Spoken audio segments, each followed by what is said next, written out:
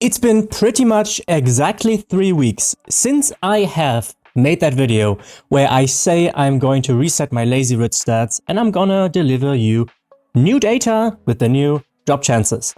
I said I'm gonna do it with 100 writs done for every profession. Unfortunately, the numbers back then were very screwed. So today we're gonna have a look at the 200 writ per profession mark milestone. I have already had a peek, all right? And I can tell you that the drop chances for the Master Writs are pretty crazy. They are pretty crazy. They are quite high, actually. I am a bit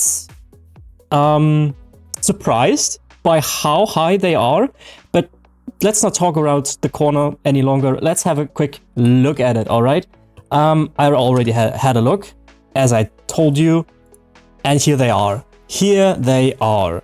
You can see 200 writs are done with every profession. I think I skipped like 2 days or so because I didn't feel like playing.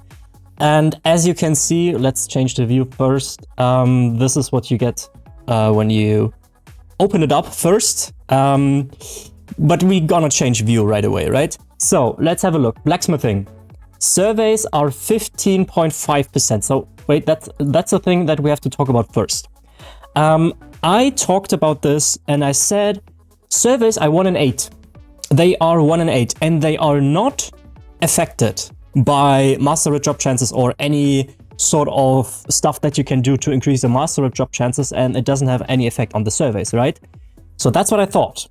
That's what I thought. With the data right now though, I'm not so sure anymore, and it's a bit confusing too, right? So keep in mind, we only have a sample size of 200 for each profession, right? So this could change and probably will change, but let's have a look, right? So surveys for blacksmithing is 1 in 6.45. So that's significantly higher than 1 in 8 than I thought. And for clothing, it's 1 in 5.41. That's even higher. However, if you look at enchanting, it's 1 in 10.53. For alchemy, it's 1 in 7.14, which is closer to the 1 in 8 that I anticipated. For provisioning, we can't have any. For surveys for woodworking, it's 1 in 8.33, which is exactly on par with what I expected the surveys to be at.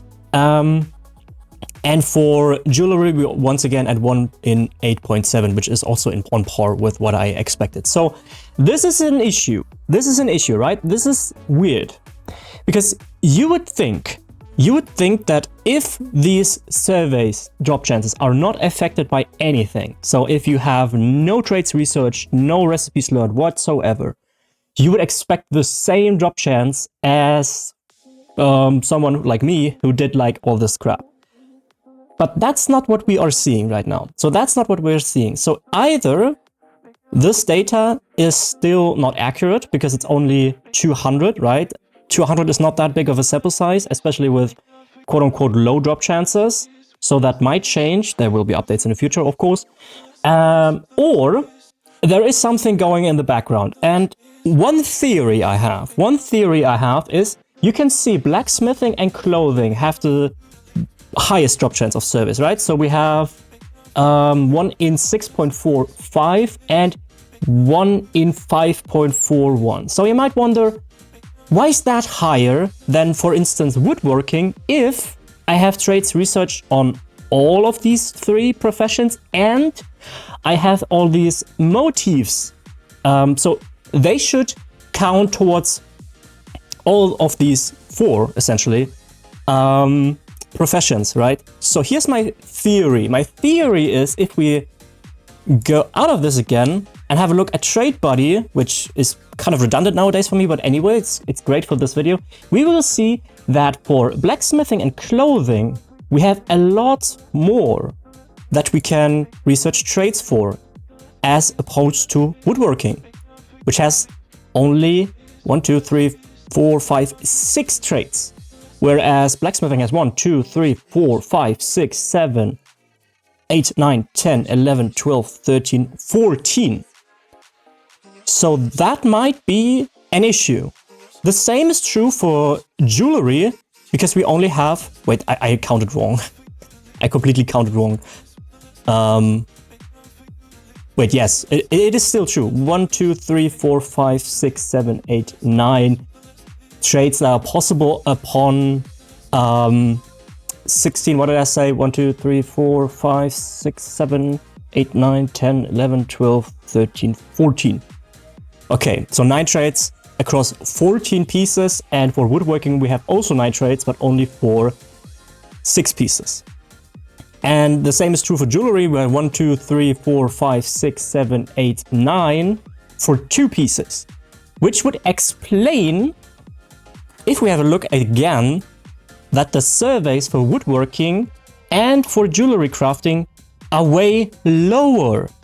And that would even make sense because jewelry crafting has even less trades that you can research opposed to woodworking. And that's actually also something that we see in the data, because if you see a look at woodworking, surveys 1 in 8.33 with 6 times 14 trades that you can research, and surveys for jewelry crafting, which is 1 in 8.7 with 2 times 9 trades that you can research, it seems to be the case. I say this with a lot of caution right now. It seems to be the case that trade research does, in fact, have an impact on surveys, which is nothing I did see coming, but it's very interesting because it is actually insane, because trade research doesn't only give you better master writs, or more master writs rather, but it also gives you more surveys, especially for clothing. That's interesting because clothing can get you the ancestor silk, which results in drag wax, right? So the more surveys you get for clothing, the more gold you also make. So that's an interesting development that we're seeing right here. I'm gonna keep you updated on this, of course, with the next update that will be probably like 500 writs done. But we're not done just quite yet. I want to have a look at the sealed writs, at the master writs, right? So, let's have a look at blacksmithing first. Sealed writs are 1 in 5.56, and clothing is 1 in 6.25. So these are similar. This could be margin of error, to be frank. I don't see why they would be different. They have the same amount of trades that you can research. They also take the same motifs that you have learned. So I'm thinking this is probably within the margin of error. Enchanting, we have a 1 in 5.88. Very interesting. Alchemy is in 1 in 6.06. Provisioning is 1 in 8, which is quite low actually, as compared to the others. For sealed writs for woodworking, we are at 7.41, and for jewelry crafting, we are in 1 in 5.26, which kind of contradicts the theory I have with the amount of trades that are possible to be researched to have an impact on that, because this is a high drop chance, a very high. This is essentially the highest drop chance we are currently having with a sample size of 200. So there is no really clear conclusion that we can draw right now. What we can say though is that the drop chances for the legendary upgrading material, as you can see, tempering alloys 1 in 3.39, dragwax 1 in 3.64, they are all very similar, and if we compare them to the old data, we can see that it is actually the same. So if you don't have any trades research or anything done to increase your master writ drop chances, then we can conclude that the legendary upgrade materials are the same drop chance, right? So that's interesting. We can have a change view here, so you can see percentages. And as you can see, tempering alloy 29.5, 27.5, 28.5, 30.5, 31. So that's all on par. That's within the margin of error. Sealed writs 18%, 16%. Then we go down to 17. It's actually quite high, 17%. Sealed writs 16.5 for alchemy and 12.5 for provisioning. That's quite a lot lower, as a matter of fact. Sealed writs for woodworking 13.5, and the highest sealed writs for jewelry crafting is 19%. Yeah, that could be chance. Quite honestly, that could be chance. I'm not so sure though about the surveys. We will see that in the future. We will see if this data changes significantly in the future. So yeah, if you haven't subscribed already, then probably a good time, because you will get another update with 500 writs done. And for the people who are just tuning in, I just want to give you a quick summary of what we did, right? So we can see that all my 10 characters have essentially all of the purple recipes and most of the golden ones, all right? So characters, 10 out of 10, yeah. So the purple ones have all, I'm not gonna count through these right now because that would drag the video. But there are also plenty of gold ones, as you can see here. Altaeum Takeaway Broth, Citric Ambrosia, Hismir Fish Eye, all these golden ones are also learned by all 10 characters. There are a few exceptions to this, which is, wait a second, quality. The Glowing Warthog, obviously, not even my main has it right now. Clockwork Citrus Fillet, for instance, is something that you can get through quest rewards. I didn't do that with the other characters. Ethereal Ambrosia is like 250 writ vouchers. I didn't want to spend 2,500 just for that one recipe to have it with all characters. And yeah, that's essentially it. The other ones are self-explanatory. And also, you know, if you don't know just yet, I collected 50 motifs for all 9 characters. My main has 127.